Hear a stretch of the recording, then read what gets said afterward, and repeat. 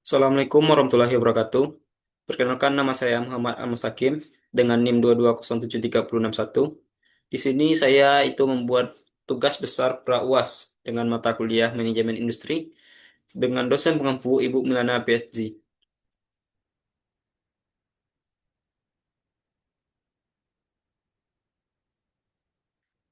Tugasnya itu project scheduling, yang mana itu di instruksi konsep sebuah proyek terdiri dari beberapa aktivitas seperti di bawah ini. Aktivitas pertama itu A dengan preceding activity none atau tidak ada dengan durasi 12 hari. Yang B itu menggunakan preceding activity A dengan durasi 8 hari. Yang C itu tidak menggunakan preceding activity atau none dengan durasi waktu itu dua digit pertama NIM saya, di mana NIM saya itu adalah 22. Berarti di sini kita menggunakan 22 hari pada bagian C. Yang D itu preceding activity menggunakan yang B dengan durasi waktu 25 hari. Yang E itu menggunakan C dan D dengan durasi waktu 8 hari. Yang F menggunakan E dengan durasi waktu itu dua digit terakhir NIM, di mana 61 hari. Yang G menggunakan E dengan durasi waktu 35 hari. Yang H menggunakan preceding activity F dengan durasi waktu 30 hari. Serta yang I menggunakan F juga dengan durasi waktu 23 hari. Dan yang terakhir itu activity J menggunakan preceding activity H, I, dan G dengan durasi waktu 20 hari. Selanjutnya itu untuk soal tugasnya. Yang pertama itu tuliskan kembali kasus di atas dengan memasukkan angka yang sesuai dengan NIM masing-masing. Yang kedua, gambarkan rangkaian aktivitas di atas secara lengkap ke dalam diagram PERT atau CPM dan precedence diagram. Yang ketiga, berapa lama waktu yang dibutuhkan untuk menyelesaikan proyek tersebut. Yang keempat, tentukan lintasan kritis dari proyek tersebut menggunakan diagram PRT dan CPM dan precedence diagram. Yang kelima, analisa hasil yang saudara peroleh. Apa arti dari lintasan kritis bagi proyek tersebut? Dan jelaskan apa manfaat yang diketahui dari jalur kritis. Yang pertama itu kita akan menjawab membuat diagram PRT dan CPM. Di sini sudah ada kita buat, yang mana itu kegiatan pertama atau aktivitas pertama itu A, tidak menggunakan aktivitas lain berarti dia menggunakan eh, kita menggunakan rumus ES atau Earning Start dan EF Early Finish pada awal ini. Di mana ini terdapat eh, angka 0 berarti tidak menggunakan bahan lain atau aktivitas lain pada aktivitas A. Dan di sini itu aktivitas A menggunakan 12 hari atau durasinya 12 hari. Jadi pada akhir aktivitas A itu terjadi 12 hari. Dan untuk awal aktivitas yang kedua, yang B, itu dimulai pada hari ke-12. Dan aktivitas B itu menggunakan waktu sekitar 8 hari. Jadi aktivitas B itu selesainya pada hari ke-20. Yang aktivitas yang ketiga, itu aktivitas D, dimulai pada hari ke-20 menggunakan eh, durasi 25 hari. Jadi pada finish aktivitasnya itu ada pada 40 hari ke-45. Selanjutnya di sini ada aktivitas yang pertama juga itu aktivitas C itu dimulai pada hari ke-0 atau sama dengan aktivitas A dan selesainya itu pada hari ke-22 karena durasi dari yang C itu 22 hari. Selanjutnya itu kita ada yang C ini langsung ke aktivitas keempat, langsung ke E. Di sini kita menggunakan aktivitas yang ke-45 hari atau awal mulainya ke hari ke-45. Karena di sini hari paling lama itu menggunakan hari ke-45, itu aktivitas D. Start ya aktivitas E start pada hari ke-45 menggunakan durasi 8 hari, jadi selesainya pada hari ke-53. Ya untuk aktivitas F dan G itu sama-sama dimulai pada hari ke-53 karena menggunakan aktivitas E, menunggu aktivitas E selesai. Untuk aktivitas F dimulai pada hari ke-53 dengan durasi 61 hari dan selesai pada hari ke-114. Yang untuk aktivitas G dimulai pada hari ke-53 dengan durasi 35 hari, selesai pada hari ke-88. Selanjutnya itu aktivitas ke-6, aktivitas H dimulai pada hari ke-14 dan dimulai pada hari ke-114 dan diakhiri pada hari ke-114 karena durasi yang H itu 30 hari. Yang untuk aktivitas I itu dimulai pada hari ke-114 dengan durasi 23 hari dan selesai pada ke hari 137. Selanjutnya itu aktivitas J. Aktivitas J di sini itu menggunakan pro- produk yang dari aktivitas ke H, I, dan G. Di sini hari yang paling lama atau hari selesai paling lama itu ada pada aktivitas H, itu ke 144 hari.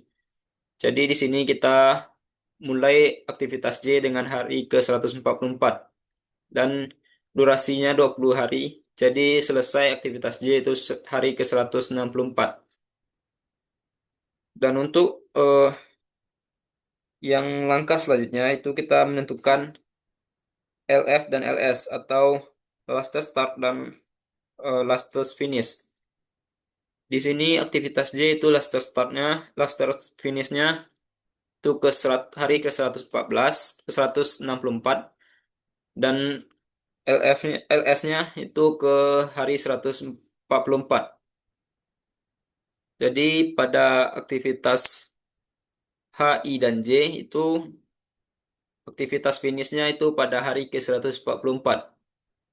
Yang pada aktivitas I, aktivitas hari ke 144 dikurang dengan 23 hari.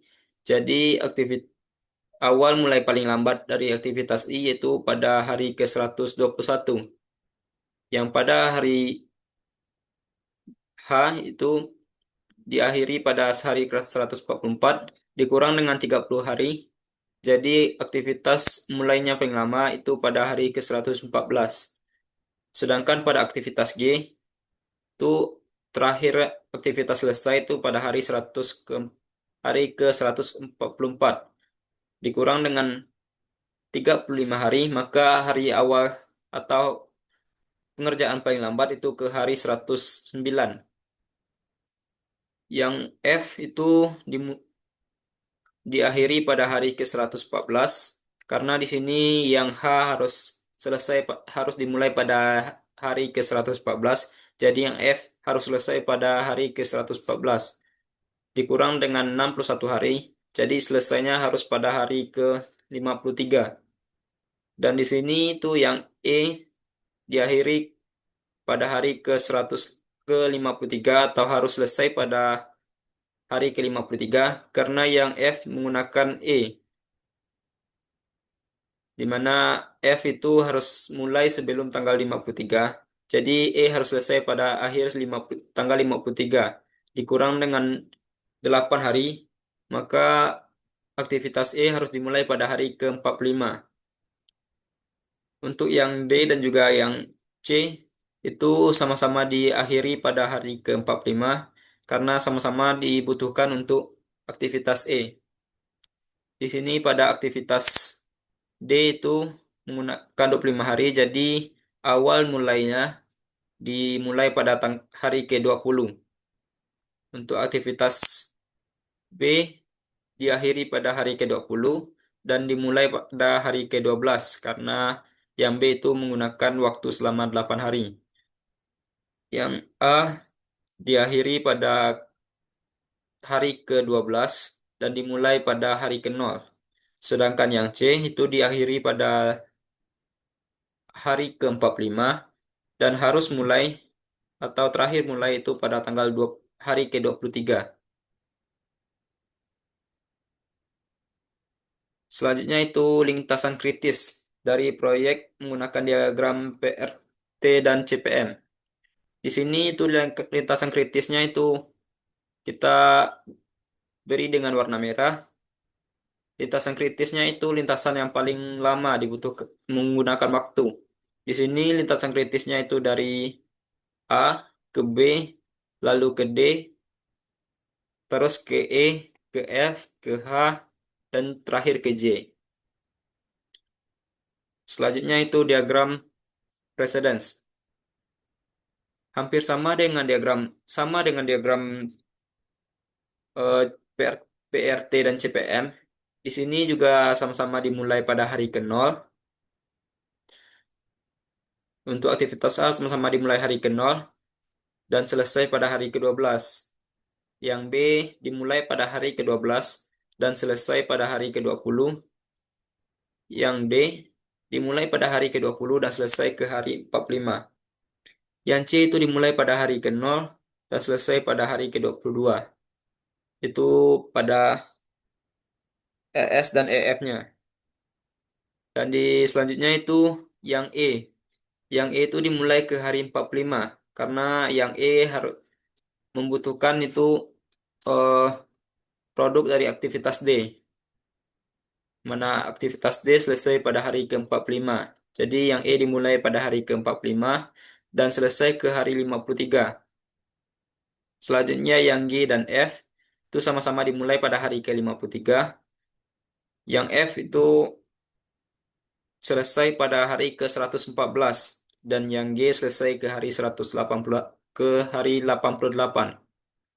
Yang F itu dibutuhkan untuk aktivitas H dan I. Aktivitas H dimulai pada hari ke-114 dan I juga dimulai ke hari 114. Yang H selesai pada hari ke-144, yang I selesai pada hari ke-137. Dan untuk yang J itu dimulai dari hari ke-144 karena hari terlama aktivitas yang dibutuhkan itu aktivitas H, hari ke-144. Jadi yang J dimulai ke hari 144 dan diakhiri pada hari ke-164. Dan untuk yang LF dan LS-nya itu sama dengan yang eh, diagram sebelumnya. Itu di aktivitas J diakhiri pada hari ke-164 dan dimulai paling lama itu pada hari ke-144. Yang aktivitas I diakhiri pada hari ke-144 dan dimulai paling lama itu ke hari 121. Aktivitas H juga diakhiri pada hari ke-144 atau lama paling selesainya hari ke-144. Dan dimulai itu paling lama itu ke hari 114. Sedangkan yang G itu diakhiri juga pada atau selesai paling lama pada hari ke-124 dan awal mulai atau hari terlambat mulainya itu pada hari ke-109. Yang F itu harus selesai pada pada hari ke-114 dan harus dimulai pada hari ke-53. Di sini yang E itu harus selesai pada hari ke-53 karena yang E itu merupakan bahan untuk yang F dan juga G. Yang F itu harus dimulai pada 53, jadi yang E itu harus selesai pada hari ke-53 dan harus dimulai pada hari ke-45. Di sini yang D dan C-nya itu harus paling lama selesai ke hari ke-45. Yang C itu dimulai paling lama itu hari ke-23. Yang D dimulai paling lama itu hari ke-20 dan yang B selesai paling lama itu tanggal 20 hari ke-20 dan dimulai paling terakhir itu ke hari 12. Yang A juga sama dengan diagram sebelumnya itu hari terlambat paling lambat selesainya itu hari ke-12 dan dimulai harus hari ke-0. Dan untuk lintasan kritisnya sama dengan diagram sebelumnya itu dari A ke B ke aktivitas D lalu ke aktivitas E ke aktivitas F lalu ke H, lalu yang terakhir itu ke aktivitas J, lalu baru selesai. Yang terakhir itu berapa lama waktu yang dibutuhkan untuk menyelesaikan proyek tersebut. Dari kedua diagram tersebut, di ini kita dapat melihat itu paling lama selesai pada hari ke-164. Dan yang terakhir itu analisis. Lintasan kritis pada diagram menunjukkan waktu terlama atau maksimum yang dibutuhkan untuk proyek tersebut. Jika terjadi keterlambatan pada salah satu aktivitas lintasan kritis, maka proyek akan mengalami keterlambatan. Pada diagram menunjukkan lintasan kritis yang membutuhkan waktu selama 164 hari, yaitu lintasan A, B, D, E, F, H, J. Dan untuk keuntungan dari kita memahami lintasan kritisnya, itu kita dapat mengetahui mana yang harus kita dahulukan terlebih dahulu, atau yang kita prioritaskan untuk selesai.